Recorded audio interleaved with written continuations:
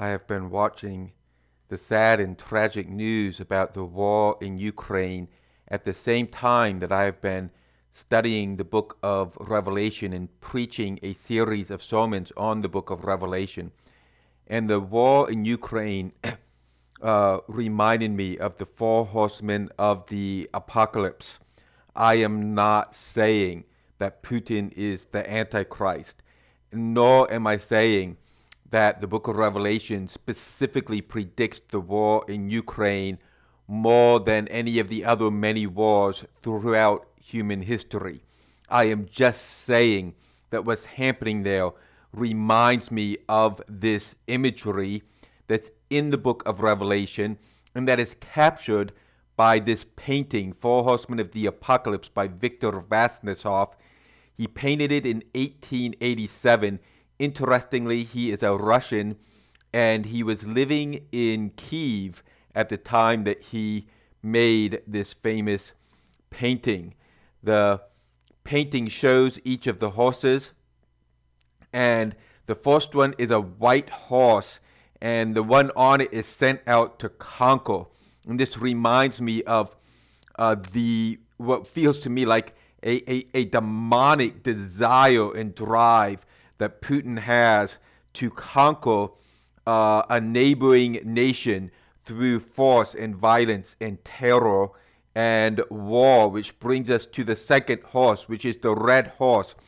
The horseman takes peace away from people and brings all the terrors of war. And of course, peace has been taken away from Ukraine. The next horse is famine, but I think it can also be related to the economic costs, the economic suffering caused by warfare.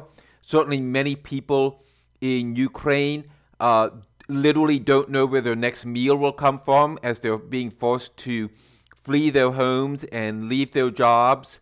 At the same time, while it's less severe, the war is having an economic impact on families and individuals all around the world. And then the last horseman is the most terrible. It is death and Hades. And tragically, many people have already died, and I hope that that will not continue.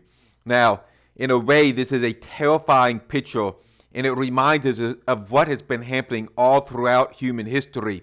And yet, in this picture, there is hope. There is glorious hope, because the picture is true to the book of Revelation. And so, above all of the chaos and war and death and suffering is the Lamb. And of course, the Lamb is Jesus. Let us fix our eyes on Jesus. Yes, we see the news, and it's right to be disturbed and sad by what we see. But let us glance at the news, but focus our minds, our hearts, and our thoughts on Jesus Christ. He is Lord of Lords and King of Kings. He has far more power and authority than any tyrant or dictator has ever had.